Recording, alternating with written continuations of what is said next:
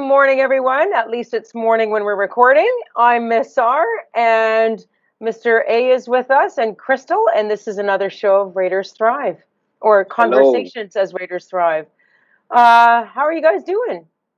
I'm well. Thank you very much. Another Friday, super excited. And yeah, we're doing it one day at a time. Yeah. I agree. Crystal? It's Friday. Yay. 2 more weeks. We can do this. We can get through these 2 weeks. We Yeah. have to get through it. We Yeah. have to. Yeah, there's no choice. And we will. We will get through it. I was reflecting before school started. I wondered what kind of work I would end up doing in this current reality, and it's amazing how busy it's been. Just trying to come up with stuff to support staff, support students. If you're watching this at home and you want to get involved, Crystal and I are faculty supervisors for PAC Raiders Thrive, the student group, and for social justice. She's a faculty advisor helping Miss Miller with student council. So there are some stuff that's still running. And if you're a reader, I believe Miss Dennis is still running the book club. So things are still happening.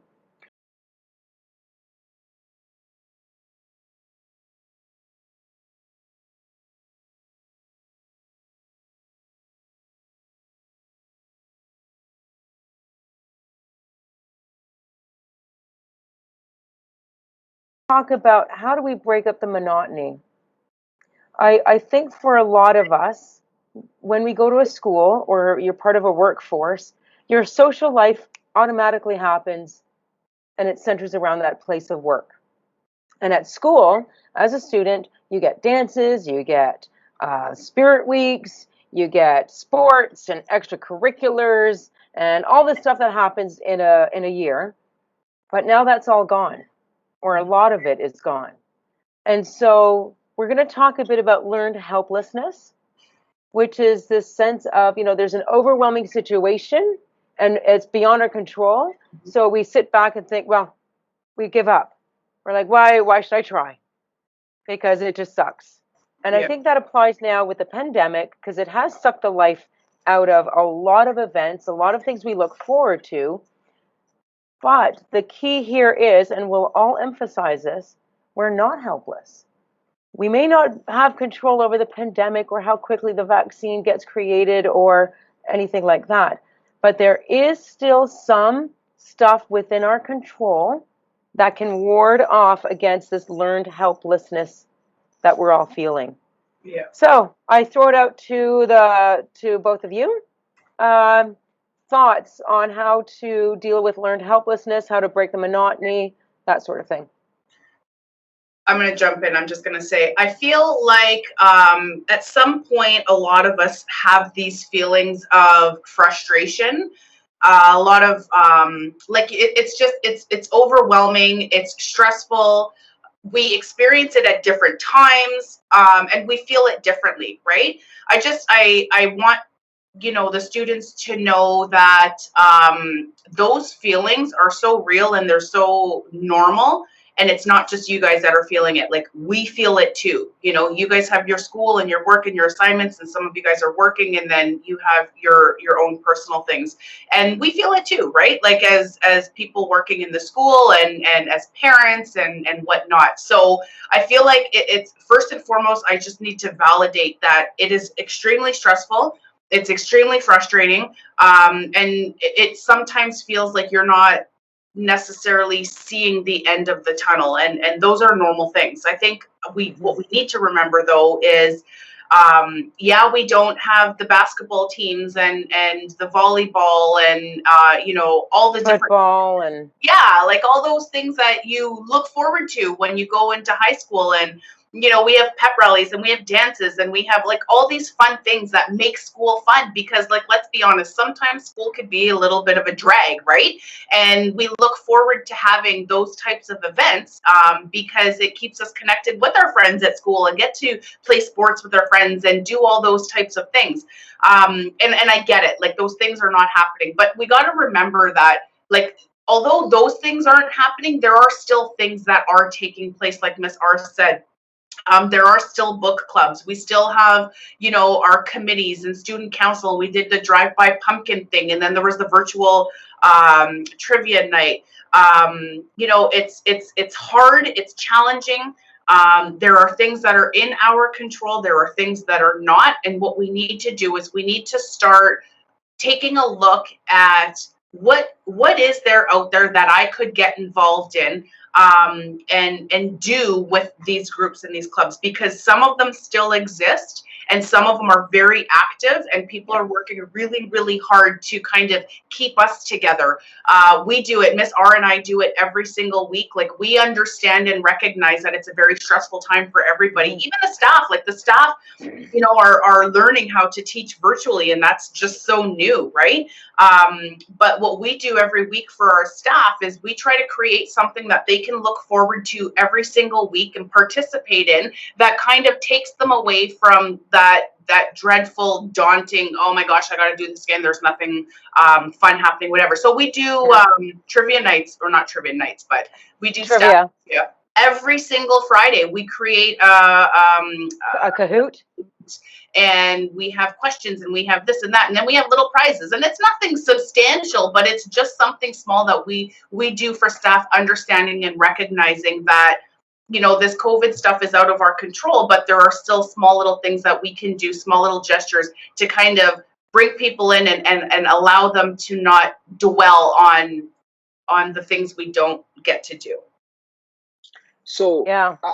I guess I'm going to start off by saying that, you know, when you look at just the purpose of being in school, or this thing that we call socialization, right? When we do it, there's benefits that we get from it. This is why we also do so much of it. You know, like, being around people has a positive effect on your mental health and wellness, because connections allows, you know, there's at a chemical level, there are certain chemicals that are released when we're around people, you know, whether it's love.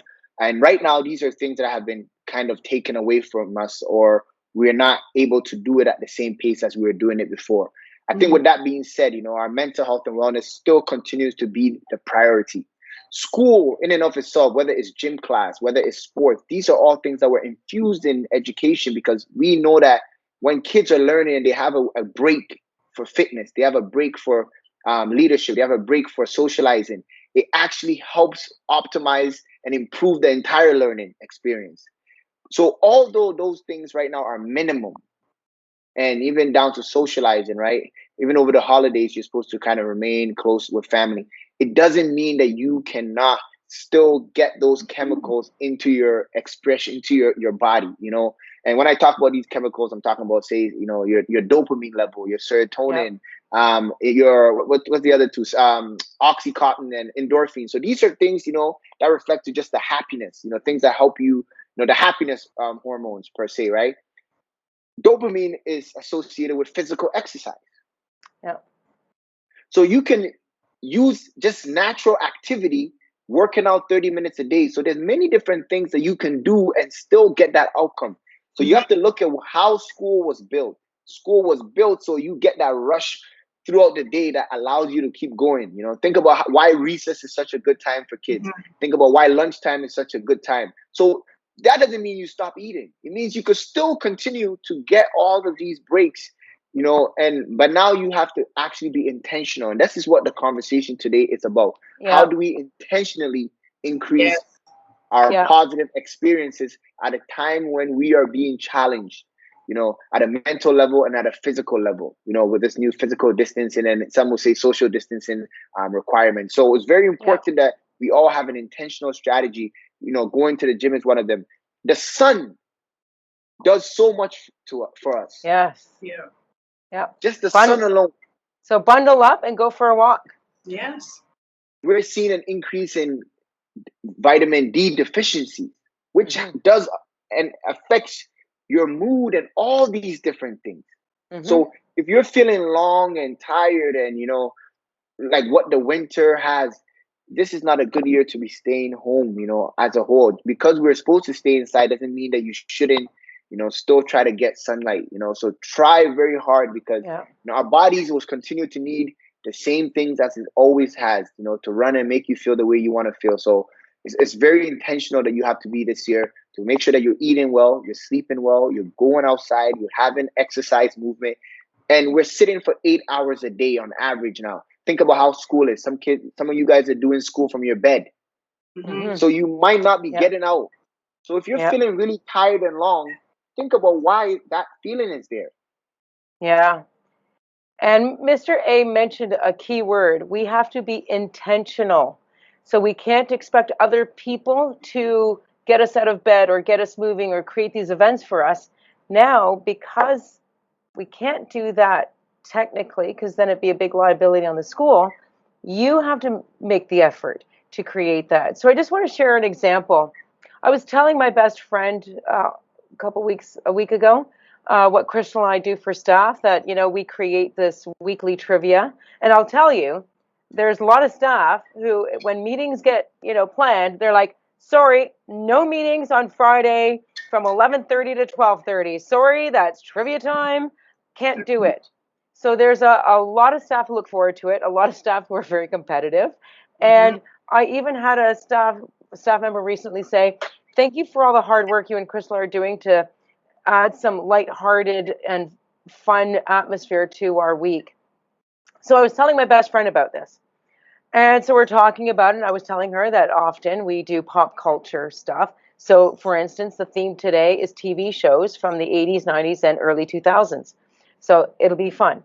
So I was telling her this, and she said, hey, why don't we have one for New Year's Eve? We could do it virtually. We can invite a whole bunch of people. And I'm like, sure, I would love to, because I love being trivia master. I would love to put something like that together for everyone. And now we are excited for New Year's Eve. We're not breaking any of the safety protocols. We're going to invite some people because on the, when you're doing it virtually, a lot of people could join. So we're very excited. So it's that element I think we're missing. We're missing that looking forward to something. Yes. So you have to be intentional to create stuff. So Mr. Assiamah said you still need to get out and get, sun and fresh air. You still need to eat. So maybe on a Friday night, you eat with your friends, but virtually, or watch a movie together. I'm sure most of you have the same stuff like Netflix or Crave or whatever. So sign on, like stay in your respective homes, watch the same movie, but watch it together. Yeah. I know on Facebook there are some bands who will do concerts. So I still have to buy my ticket. Oh, there's an announcement. Looking for Miss Merrick. Another example, Bare Naked Ladies is doing a concert December 18th. I liked the event. My best friend said, hey, why don't we go together? So we're going to buy tickets and attend this concert together. So it's that sort of stuff. It just means now you have to look for this stuff. Yep. You have to keep an eye out what's happening and say to your friends, hey, this band is doing a concert or they're going live on YouTube or whatever. And let's go together. And that way you're attending an event together. It's something to look forward to. Yes, it's not the same as a real concert. This stuff is not the same as actually getting together with friends and watching a movie together. But we can't do that. I agree. I think you have to be so intentional when it comes to stuff like this. I have a group chat with some of my girlfriends. There's maybe about 9 or 10 of us in this group chat, and we talk all the time in the group chat. Like someone will say something, someone will send a link, someone will this, someone will that, and then periodically we'll just pick up our phone and we'll throw in our 2 cents about whatever it is that we're talking about. And then one day we were like, you know what if we video chat? What if we do a Zoom? We haven't done that in a while. We haven't seen each other in such a long time. Why don't we Zoom? And literally our group chat turned into an appointment where we scheduled to meet with each other later on that night. I think it was like 1 p.m. And we were like, let's have a group chat or a video conference at like 7:00 tonight. And it turned into just a typical average chat to, okay, well, like, I'm going to come. I'm going to get dressed up. I'm going to do my hair. I'm going to this. And it literally was something that I was looking forward to. And I felt that feeling, like I felt that satisfaction and that excitement about having something to look forward to. And that's what I did. I had a shower, I curled my hair, I did Nice. my makeup, I put on a dress, right? And I sat there, and my kids were in the next room, like they were right there, and they were making fun of me and laughing because I was so loud and I was so excited, but I was just so excited to see my friends. And it was at that time that I was like, okay, I really do need to be more intentional with the things that I do. And ever since then, you know, I have a family that doesn't even live in this province, but ever since then, every single Friday since April, I go online with my kids. We play games with my mom who lives in Manitoba and my brother. And every week we do it. We make time to get together, and it really helps because I feel like it's so important to have something to look forward to. Yes. To always have something to look forward to. Like, yeah, it's frustrating that we can't get together, but you know what do we do in October? We're looking forward to Halloween, and we're gonna go do this, Yeah. and we're gonna go do that, and then in December we're gonna, you know, just setting those things up so you do have something to look forward to, and it just doesn't feel like Groundhog Day every single day. Yes, and that's key. Yeah. Very important. You know what? I love the examples that you guys are both, you know, you guys have shared. I think it speaks to just the level of intentionality that we have to use right now, especially as we are going through a global pandemic. But just to kind of end off, you know, I think what we are really talking about is that the emotions that we are experiencing on a daily basis literally drives our experiences. So you have to find ways to get yourself into that good, positive zone because that Yeah. will ultimately affect how your days are going, how your Yeah. months are going, how you're experiencing life as a whole. So it's so important that you find a good space, you know, whether you're getting it through family, friends, or just even, you know, participating in just personal activities that you like to do, right? Find ways to exercise happiness, literally. Yeah. You know, so happiness Yes. strategies that will kind of get your heart up, get your, you know, emotions in a good place, which will then drive your whole day as a whole. And a happiness that is contentment, not like the happiness that you get from, say, riding a roller coaster and being at Canada's Wonderland. You want the kind of happiness that is deeper, that gives you that kind of peaceful contentment, like, yeah, this is good. One thing about going outside, did you know that the Ayurvedic approach or the Eastern approach to medicine encourages going outside, getting daylight during the day because it triggers something in the circadian rhythm and it can help contribute to a better night's sleep. So if we stay inside and we don't get daylight, well, then we're also not letting our circadian rhythm be honored, and then we might be struggling with sleep at night. Exercise too. Exercise will help you sleep better, and I think we know that after a restful sleep, you feel a bit more resilient and stronger to deal with stuff. So That's it. Mr. A is spot on when he says get in that happy place, because if we don't and we're always feeling sluggish and it's going to be harder to be intentional to create those events or be part of those events that give us that excited feeling of, hey, I'm going to look forward to this and I can't wait. You know, a lot of you would have I don't know if student council would do a semi-formal around Christmas time. I think they did. So why not, you know, have a dinner together, but dress up, get your hair done, do your makeup to whoever, you know, do your nails, set the table very formally, you know, with the two forks on the left side and the water glass and you know, your soda glass, and have a nice fancy meal. And it doesn't even have to be fancy. It could just look fancy, but you could have ordered pizza. Yeah. But at That's least it. you're creating an event that gives you something to look forward to. Who That's it. says who says it has to be monotonous? No one. Yeah, the pandemic sucks. But the more we focus on the suckiness of the pandemic, then we're not giving ourselves a chance to focus on the good that we could create, the events, getting in that positive space in our minds.